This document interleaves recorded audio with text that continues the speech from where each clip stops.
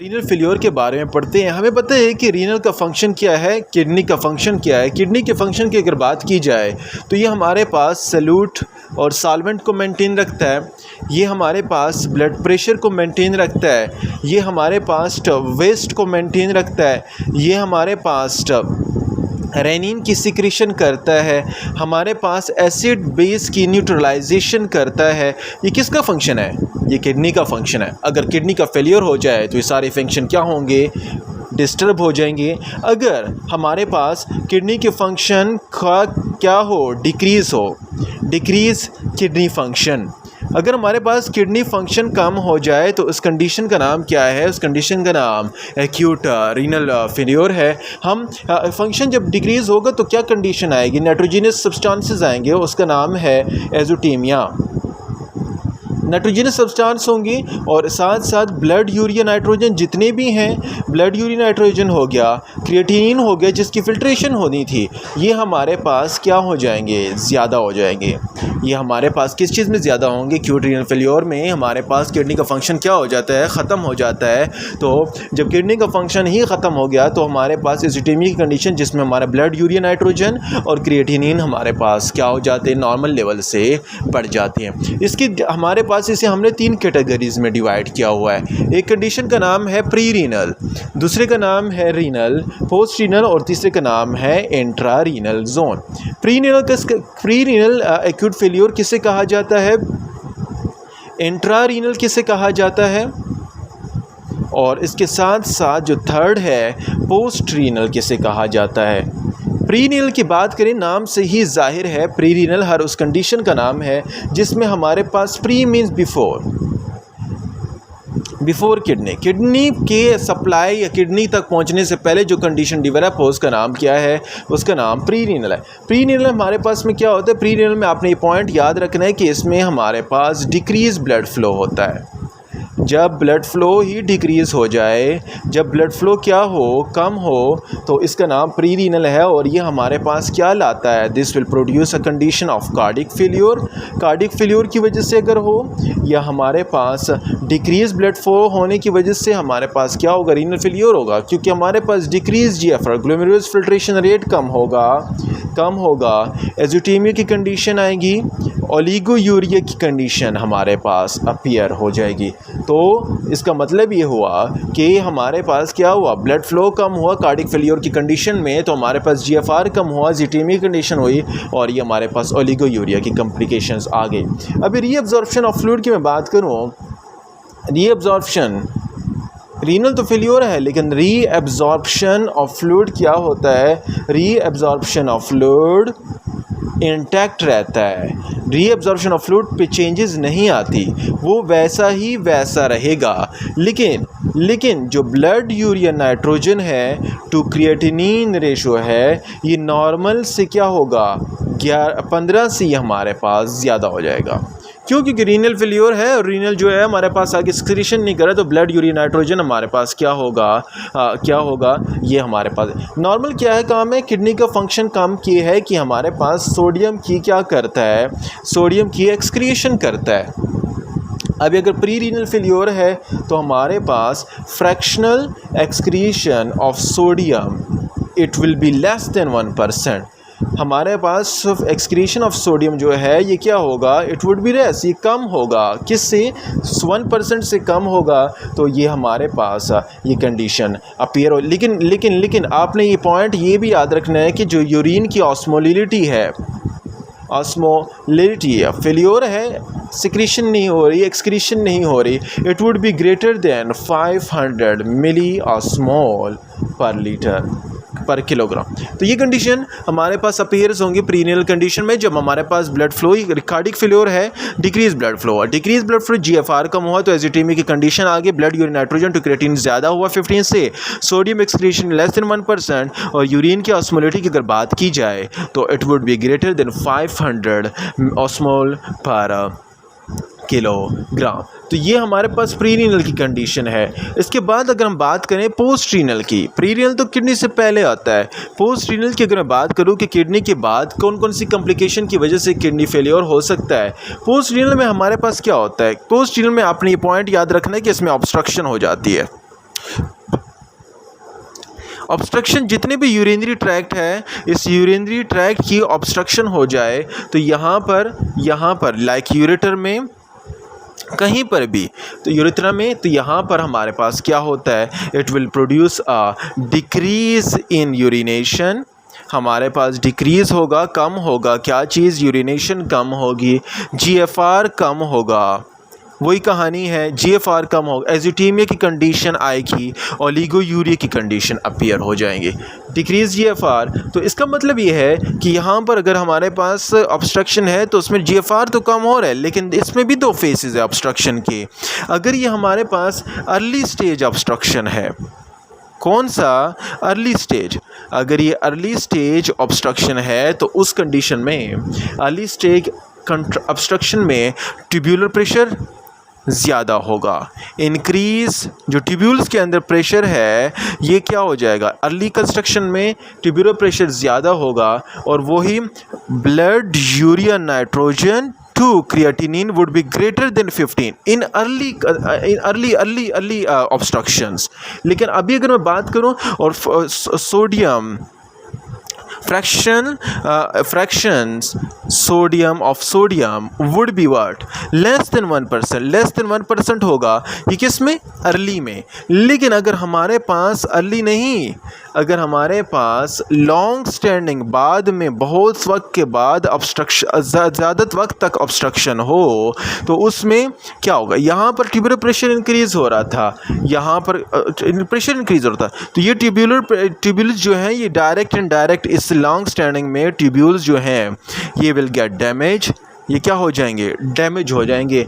और डैमेज होने के साथ हमारे पास एब्जॉर्प्शन, रीएब्जॉर्प्शन क्या होगी, रीएब्जॉर्प्शन हमारे पास कम होगी, और blood urea nitrogen divide by creatinine would be less then 15, और इसके साथ साथ एक्सक्रीशन ऑफ सोडियम, डैमेज है, excretion of sodium would be greater then what, 2%, और यूरिन ऑस्मोलिटी क्या होगा, यूरिन ऑस्मोलिटी की अगर बात की जाए तो वो less than 500 milliosmole per kilogram. ये किस कंडीशन में आ रही है अपीयर, ये हमारे पास लॉन्ग स्टैंड में देखें, प्री अर्ली में हमारे पास क्या हुआ, ट्यूब्यूल को डैमेज हुआ है, ट्यूब्यूल डैमेज हो रहा है, ट्यूब्यूल प्रेशर इंक्रीज़ हो रहा है, ब्लड यूरिन नाइट्रोजन हमारे पास इंक्रीज़ है 15 से, सोडियम एक्सक्रीशन कम, लेकिन जब कंप्लीट डैमेज हो गया है, रीएब्जॉर्प्शन हमारे पास कंप्लीट एंड कंप्लीट डिक्रीज हो गई है, तो यहाँ पर ब्लड यूरिन नाइट्रोजन क्रिएटिनिन हमारे पास 15 से कम होगा, एक्सक्रीशन ऑफ सोडियम ज़्यादा होगा, ऑस्मोलिटी जो है हमारे पास लेस देन 500 होगी, क्योंकि हमारे पास रीअब्जॉर्प्शन कम हो रही है, तो ये कंडीशन, ये कॉम्प्लिकेशन हमारे पास पोस्ट रीनल में अपीयर हो जाएंगे। अभी देखिए, प्री रीनल बता दिया, पोस्ट रीनल बता दिया, अभी एक्यूट ट्यूब्यूलर नेक्रोसिस है कि इंट्रा रीनल में कौन कौन से फंक्शन आ सकते हैं। इंट्रा रीनल डैमेज में जो पहली कंडीशन है उसका नाम है एक्यूट ट्यूब्यूलर नेक्रोसिस। अभी एक्यूट ट्यूब्यूलर नेक्रोसिस में क्या होता है, एक्यूट ट्यूब्यूलर नेक्रोसिस में हमारे पास इस कंडीशन में नेक्रोसिस हो जाती है, किस चीज़ की, इसमें necrosis of tubular epithelial cells. Tubular के जितने भी एपिथेलियल के सेल्स हैं, इस ट्यूब्यूलर एपिथेलियल सेल्स की क्या हो जाती है, डैमेज हो जाता है, तो उस रीनल फेल्योर जिसमें ट्यूब्यूलर के एपिथेलियल सेल की डैमेज हो उसका नाम क्या है, एक्यूट ट्यूब्यूलर नेक्रोसिस है। यहाँ पर क्या होगा, यहाँ पर हमारे पास नेक्रोटिक प्लग आएंगे, नेक्रोटिक प्लग अपीयर हो जाएंगे, और ये नेक्रोटिक प्लग हमारे पास किसको डैमेज कर देंगे, this necrotic plug will damage the what, kidney, और ऑब्स्ट्रक्शन काज करेंगे, और ऑब्स्ट्रक्शन से क्या होगा, ऑब्स्ट्रक्शन से हमारे पास डिक्रीज होगा व्हाट, कम होगा व्हाट, जीएफआर हमारे साथ ऑब्स्ट्रक्शन से क्या हो जाएगा, जीएफआर हमारे साथ ऑब्स्ट्रक्शन से कम हो जाए तो it will produce what, GFR कम हुआ, अब नेक्रोटिक डैमेज हुआ, नेक्रोटिक डैमेज के साथ अगर आप इसकी यूरिन की एनालिसिस करेंगे तो यूरिन एनालिसिस में हमारे पास ब्राउन, ये पॉइंट याद रखना है, ब्राउन ग्रेनुलर कास्ट्स नज़र आएंगे। ब्राउन ग्रेनुलर कास्ट किस में नज़र आते हैं, ब्राउन ग्रेनुलर हमारे पर ट्यूब्यूलर नेक्रोसिस में नज़र आते हैं, जिसमें इंट्रा ट्यूब्यूलर डैमेज हो जाए, तो यहाँ पर ट्यूब्यूलर नेक्रोसिस हुआ है, ट्यूब्यूलर नेक्रोसिस के साथ ही ट्यूब्यूल क्या हो जाएंगे, डिसफंक्शन हो जाएंगे। डिसफंक्शन होने के साथ ही कि ट्यूब्यूल का फंक्शन क्या था, रीएब्जॉर्प्शन। रीएब्जॉर्प्शन क्या होगी, रीएब्जॉर्प्शन ख़त्म हो जाएगी, रीएब्जॉर्प्शन कम हो जाएगी, और इसके साथ साथ ब्लड यूरिया नाइट्रोजन रीअब्जॉर्प्शन ख़त्म हो गई है, तो creatinine would be less then, हमारे बी एब्जॉर्प्शन, जब भी बात है रीअब्जॉर्प्शन जब कम हो, एक्सट्रीम कम हो, तो ब्लड यूरिया नाइट्रोजन और creatinine would be less then 15। और इसके साथ साथ जो जो जो रीअब्जॉर्प्शन ऑफ सोडियम है, सोडियम की भी रीअब्जॉर्प्शन कम हो गई। तो इसका मतलब ये है कि सोडियम की excretion of sodium would be greater then 2%, ज़्यादा होगा 2% से, और हमारे पास रीअब्जॉर्प्शन कम है। कंसंट्रेशन की एबिलिटी क्या हो गई यूरिन की, वो भी कम हो जाएगी। तो osmolality would be what, osmolality would be less than 500 milliosmole, less than 500 milliosmole per kilogram. तो ये कंडीशन, ये कॉम्प्लिकेशन हमारे पास एक्यूट ट्यूब्यूलर नेक्रोसिस में अपीयर होती है कि डिसफंक्शन हो जाए, तो रीअब्जॉर्प्शन कम है, तो ब्लड यूरिन नाइट्रोजन पर creatinine will be less then, sodium के एब्जॉर्प्शन कम है, एक्सक्रीशन ज़्यादा होगी, कंसंट्रेटेड यूरिन वगैरह कंडीशन अपीयर हो जाएंगी। अभी हम इसके काज की बात करें कि एक्यूट ट्यूब्यूलर नेक्रोसिस की एटियोलॉजी क्या है, इसकी काज की क्या किसकी वजह से होती है। ये हमारे पास इस्केमिया की वजह से भी हो सकता है, और ये हमारे पास कोई लोग जो नेफ्रोटॉक्सिक ड्रग्स वगैरह यूज़ करते हैं उसकी वजह से भी हो सकता है। इस्केमिया की अगर मैं बात करूं तो जब भी इस्केमिया की बात की जाए तो आपको पता होना चाहिए डिक्रीज ब्लड सप्लाई। जब कम ब्लड सप्लाई होगा तो डिक्रीज ब्लड सप्लाई होगा, तो डिक्रीज ब्लड सप्लाई से क्या होगा, नेक्रोसिस हो जाएगा। और ये हमारे पास ये डिक्रीज ब्लड सप्लाई से क्या कंडीशन आती है, वही कहानी है प्री रीनल की, जो प्री रीनल डैमेज है। और हमारे पास जितने भी ट्यूब्यूल्स हैं वो सारे इससे डैमेज हो जाते हैं। नेफ्रोटॉक्सिस की अगर मैं बात करूं तो नेफ्रोटॉक्सिस में हमारे पास mostly commonly proximal tubules damage होते हैं, और प्रॉक्सिमल ट्यूब्यूल्स डैमेज होने के साथ इसके काजेज़ की बात की जाए, सर्टन अमाइनोग्लाइकोसाइड्स हैं वो ये काज करते हैं। अमाइनोग्लाइकोसाइड्स, डिफरेंट अमाइनोग्लाइकोसाइड्स हैं वो काज करते हैं, number 1। Number 2, different heavy metals हैं जो यूज़ किए जाते हैं और वो काज करते हैं, लाइक लेड्स की बात की जाए, प्लम्बम। इसके अलावा अगर मैं बात करूँ ऑक्जेलेट के क्रिस्टल्स की, ऑक्जेलेट जो स्टोन्स जिससे बनता है उसके क्रिस्टल्स की बात की जाए, ये हमारे पास क्या काज करते हैं, ये काज करते हैं। नंबर 4 की मैं बात करूँ तो रेडियो कंट्रास्ट डाई, जितने भी हैं रेडियो कंट्रास्ट डाई जो रेडिएशन का इफ़ेक्ट करते हैं और वो काज करते हैं। और इसके अलावा ट्यूमर्स वगैरह की कंडीशन या ट्यूमर की लाइसिस वाली कंडीशन भी हमारे पास नेफ्रोटॉक्सिक की कंडीशन ले आती है।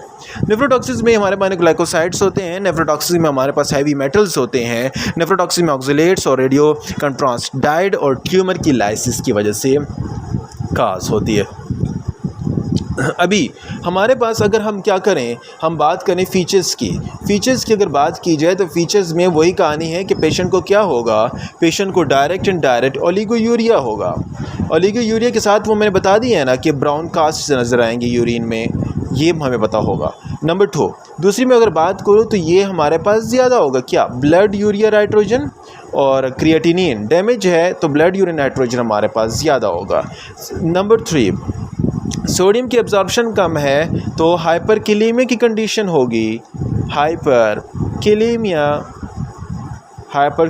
की कंडीशन होगी। इसके साथ साथ हमारे पास मेटाबॉलिक जितने भी डिसऑर्डर्स हैं या लाइक मेटाबॉलिक एसिडोसिस की कंडीशन भी अपीयर हो जाएंगी। तो this is oliguria 2 to 3 weeks तक होता है, और इसके साथ साथ ही हमारे पास ये कॉम्प्लिकेशंस ले आता है। तो एक्यूट ट्यूब्यूलर नेक्रोसिस, और उस नेक्रोसिस का नाम है जिसमें ट्यूब्यूलर एपिथेलियल सेल क्या हो जाते हैं, डैमेज हो जाते हैं, नेक्रोटिक प्लग बन जाता है, यूरिन में ब्राउन ग्रेनुलर कास्ट नज़र आते हैं, डिक्रीज GFR होता है, डिसफंक्शन ऑफ ट्यूब्यूलर क्या होता है, क्या करता है, रीअब्जॉर्प्शन कम कर देता है, ब्लड यूरिन नाइट्रोजन रीअब्जॉर्प्शन कम हुआ तो इससे सोडियम की हमारे पास एक्सक्रीशन ज़्यादा होगी, कॉन्सनट्रेटेड यूरिन कम होगा, osmolality will be less than 500 and this will be mostly दो काज दो हैं, एक इस्केमिक है, एक नेफ्रोटॉक्सिक है। इस्केमिक में हमारे पास decrease blood supply, prerenal condition, nephrotoxic की प्रॉक्सिमल ट्यूब्यूल जो मोस्टली इफेक्ट करते हैं। नेफ्रोटॉक्सिक कौन से हैं? माइनोग्लाइकोसाइड, हेवी मेटल ऑक्सीलेट, रियोकार्डाइड और ट्यूमर की लाइसिस के लिए डिफरेंट जो कीमिकल कीमोथेरेपी यूज़ की जाती है वो भी डैमेज काज करते हैं। फीचर्स की अगर बात करो तो उसमें पहला ओलिगोयूरिया है, नेक्स्ट जो है हमारे ब्लड यूरिया नाइट्रोजन है ज़्यादा होगा और क्रिएटिनिन ज़्यादा होगा, और थर्ड हाइपरकैलेमिया और मेटाबॉलिक एसिडोसिस की कॉम्प्लिकेशंस ले आएगा। अभी आगे जो है उसका नाम है एक्यूट इंटरस्टिशियल नेफ्राइटिस। नाम से जाहिर है कि हमारे पास इन्फ्लेमेशन होगा किसको? इंटरस्टिशियम को। इंटरस्टिशियम्स और ट्यूब्यूल्स जितने भी हैं, इंटरस्टिशियम और ट्यूब्यूल्स, इनको क्या हो रहा है? इनको हाइपर सेंसिटिविटी हो रही है, हाइपर सेंसिटिविटी हो रही है इंटरस्टिशियम और ट्यूब्यूल्स। किसकी वजह से? ड्रग्स की वजह से। ड्रग्स की वजह से जब हमारे पास इंटररीनल एजिटेमिया में हमारे पास जब इंटरस्टिशियम की क्या हो, हाइपर सेंसिटिविटी कंडीशन अपीयर हो, तो उसका नाम एक्यूट इंटरस्टिशियल नेफ्राइटिस है। आपको ये पता होना चाहिए इसके काज की अगर मैं बात करूँ तो इसके काज में हमारे पास सबसे पहला क्या आता है? एनसेड आता है, एनसेड से होता है। नंबर 2 दूसरे की अगर बात की जो उसका नाम है पेनिसिलिन, पेनिसिलिन के ओवर यूज़ करने की वजह से होता है। तीसरा जो है उसकी बात कीजिए तो डायूरेटिक्स जो होते हैं वो भी हमारे पास ये क्या कर लेते हैं?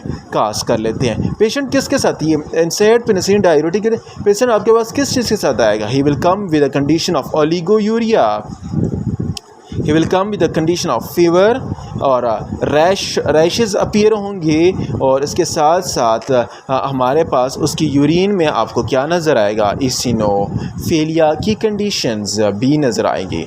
ओलिगोयूरिया, फीवर, रैशेस और यूरिन में इसिनोफेलिया की कंडीशंस भी अपीयर होंगी। हमारे पास ये कब ख़त्म होता है? अगर आप सेसेशन ऑफ ड्रग्स कर दे, अगर आप ड्रग्स ख़त्म कर दे तो ये ठीक हो जाता है, लेकिन अगर ये ठीक ना किया तो direct and direct it will cause renal papillary necrosis. ये डायरेक्ट हमारे पास क्या काज करेगा? रीनल पेपिलरी नेक्रोसिस की कंडीशन अपीयर कर देगा। हमारे पास एक्यूट इंटरस्टिशियल नेफ्राइटिस वो कंडीशन है जिसमें हमारे पास इंटरस्टिशियल डेवलप हो रहे हैं, इफेक्ट हो रहे हैं ट्यूब्यूल्स प्रेजेंटिंग की, जिससे ड्रग डैमेज हो रहा है। ओलिगोयूरिया, फीवर, रैशेस और इसिनोफेलिया की कंडीशन अपीयर्स होंगे। एनसेड, पेनिसिलिन और डायूरेट के यूज़ की वजह से ये हमारे पास डैमेज करेगा और रीनल पेपिलरी नेक्रोसिस की कॉम्प्लिकेशंस भी आएगी। थर्ड में अगर बात करूँ तो उसका नाम है ये वाली कंडीशन रीनल पेपिलरी नेक्रोसिस। अगर हमारे पास रीनल की पेपिला जो हैं ये इसे डायरेक्ट क्या हो जाए? नेक्रोटाइज हो जाए, नेक्रोसिस इनकी हो जाए और ये डैमेज हो जाए, तो उसमें आप क्या करेंगे? रीनल पेपिलरी नेक्रोसिस की बात करें, it is the necrosis of renal papilla. It is necrosis of renal papilla. Renal जो पेपिला है उसकी नेक्रोसिस हो रही है, तो ये पेपिला की नेक्रोसिस हो रही है तो it will cause what? It will काज हेमाटूरिया। हेमाटूरिया आएगा, ब्लड आएगा, फ्लैंक में पेन होगा, फ्लैंक का पेन होगा। और इसकी काज की मैं बात करूं, काज की बात यह है कि हमने डायरेक्ट, अगर हम इसकी काज की बात करें, जो ड्रग्स हैं वो लॉन्ग यूज ड्रग्स हैं, long term use of drugs, ये मसलन हमारे पास एस्पिरिन वगैरह। नंबर 2 दूसरे की बात करो, अगर किसी पेशेंट को डायबिटीज़ मेलाइटिस की कंडीशन है। नंबर 3 अगर किसी पर्सन को सिकल सेल एनीमिया है या सिकल सेल ट्रेट की कंडीशन है। नंबर 4 अगर किसी को नेफ्राइटिस है जिसका नाम है पाइलियोनेफ्राइटिस, अगर ये कॉम्प्लिकेशन उसमें मौजूद हैं तो ये कॉम्प्लिकेशन हमारे पास कंप्लीट नेक्रोसिस कर देता है रीनल पेपिला को, और रीनल पेपिला के वेसल्स रप्चर हुए, हेमाटूरिया आएगा और ये नेक्रोसिस की वजह से हमारे पास फ्लैंक पेन आएगा। और इसकी काजेस क्या हैं?